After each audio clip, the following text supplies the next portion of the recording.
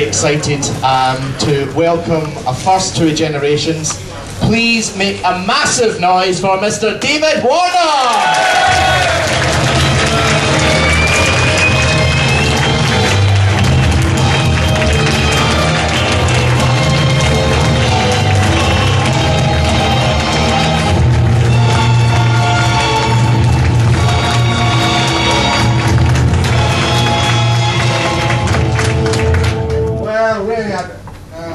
Massive, I just said a little, a medium round before.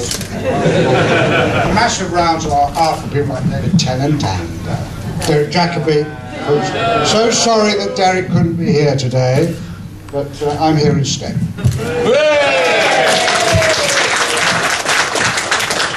Now, we've had one quick. I don't mind photographs. I have a problem with the flashing in my eyes, so. Do you want to take some now, and then we can stop that? I certainly don't mind you taking them, but really it irritates them. Okay, so do... You don't mind me saying that, do you, I hope? No. All right. Thanks. And maybe afterwards, but not during, okay? Thank you. That's taken 5 minutes. Yeah, no. That was a good idea. We've had some fun talking about 2s and 3s in your career, and we drew up a list of interesting and I thought was rather amusing pieces of 2s and 3s of your career. You've been in 3 movies about the Titanic, SOS Titanic, Time Bandits and the Oscar-winning Titanic. You've played 3 species in Star Trek, human, Klingon, Cardassian. You were an ape in Planet of the Apes, played a character who was quite obsessed with apes in Morgan, a suitable case for treatment, and you did an impression of a gorilla in The Man with 2 Brains. There is a theme to my work. And you've appeared in 3 movies involving time travel, one being Planet of the Apes, Time Bandits, and the brilliant, brilliant film Time After Time. Comment? Well, you said it all, really. No, I mean, it's not a deliberate act in any way. Those are really coincidences. I don't think a director would say, well, he was in a film about an ape, therefore put him in Planet of the Apes. I don't think that happened.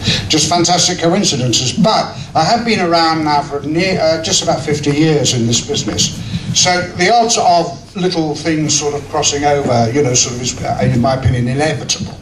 I certainly don't seek out ape parts or anything like that. Certainly, you know, no, the interesting thing is you say 3 different species in Star Trek. 5 I was a human being, that's with the old lot, you know, with the Shatner and all that bunch. And 6 I was a Klingon, the king of the Klingons I call myself there in that one, if you saw it.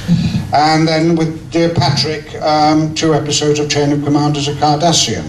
And of course the thing, apart from working with these people, the thing you remember is how long it took to put the makeup on, which is 5 hours, and it takes 2 hours to take it off. Anyway, that's boring. The theme, these themes just happen to work themselves through. Now let's start at the beginning. Where did you train to be an actor? Oh, the Royal Academy of Dramatic Art, but I did amateur dramatics to begin with, way back, and that's where I thought I would sort of just be and doing my job. I left school when I was 17. I didn't pass any O-levels or any examinations. I didn't go to university. I just joined an amateur group, and I thought that I would go to work during the day and do amateurs at night. But the amateurs only let me paint scenery to begin with. They didn't let me go on the stage. So I had to go through a whole lot of... It's worse than trying to get a big job in a Hollywood movie. Trying to get a job in an amateur company is even worse. So that's how I started. Went to drama school and then got little bits of extra work and little bits of small parts, and then stuff developed from there. So what would you say was your sort of big break into leading roles? Well, you know, I don't see myself as a leading actor. I mean, I think we discussed this. I'm a character actor and I don't play. You don't see the film starring David Warner. I've been in some smashing films and I've been in a lot of awful films, but I don't see myself ever as a star. Or the leading actor. I have, early in my career at Stratford-on-Avon, I did play Hamlet, which of course is a leading part. But after that, well, there's nowhere really to go after you play Hamlet at 24. Well, David Tennant will go far, but his career will be different to mine. Because he is a leading actor. I'm not, in films or television, a leading actor as such, and I've never seen myself as a star. You're better than half the leading actors out there anyway, isn't it?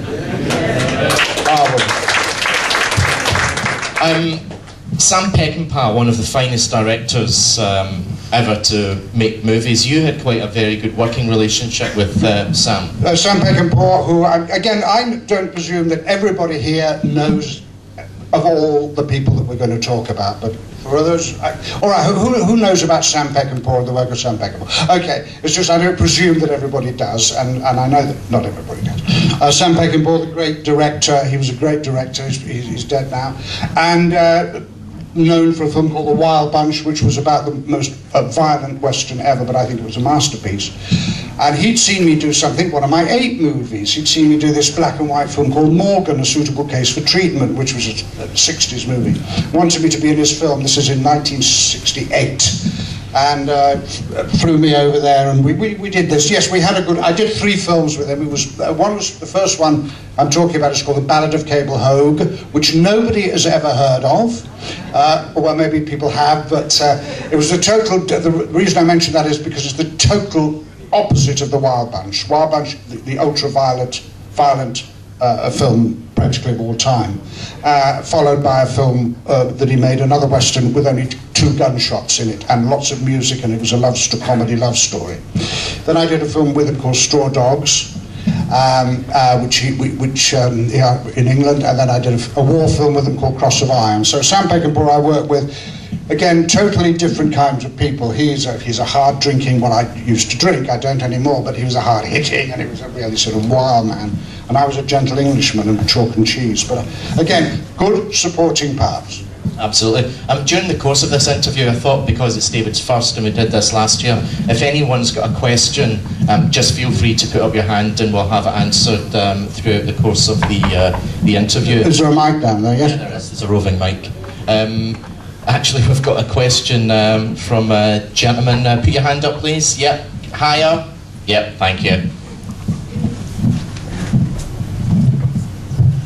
Hi, David. Thought you were excellent in the Brighton-Omnicon. Is there going to be any more Runa Rizla antics? I'm sorry. Sorry, could you say that again, please? I thought you were excellent in the Brighton-Omnicon, David. Is there going to be any more Runa Rizla antics? The Brighton-Omnicon is audio. Robert Rankin is the thing we did and going out in box set. No. We have to be honest here, it didn't sell enough for them to invest money into another series. Is that what it's all about these days now, whether or not the product sells? I am assuming so, and I'm not being facetious here. I'm an actor and I'm not a businessman. I don't know how the business works. You just hear, no, we're not doing any more. And that's just the way it is. Fair enough. One of the films here that I know everyone's itching for me to talk about, because I'm sure everyone has seen it, and you're probably sick to death of people pestering about The Omen. I just had a little... You talk about the remake, of course. No, that was crap. Oh, was it? I didn't see it. Bloody awful. You know, I wasn't invited to with the premiere or anything. Really? No, I'm going to deviate slightly. I've only been to 2 premieres. One premiere was for Planet of the Apes in New York. And I got onto the red carpet. Everybody else came in limousines, and I was staying in the hotel around the corner, so I didn't have a limousine. Why? I walked onto the red carpet, and the security guard threw me off. Well, the point I'm trying to make is that such a star am I that the security guard didn't know who I was. So I had to sort of get into a limousine and come in and get out that way. And the other one was at the royal premiere of the Titanic, which is the other one here in London. And Kate Winslet, if you may or may not remember or know, she didn't turn up. Leonardo did. And that was about it, and the rest of the cast were pretty unknown. And as I walked down this red carpet in London, one of the photographers shouted, "Hello, David!" He knew who I was. "Anybody really famous coming tonight?" So that's my red carpet stories, and that's because I really don't enjoy that. What did you ask me? What an arsehole. What did you ask me?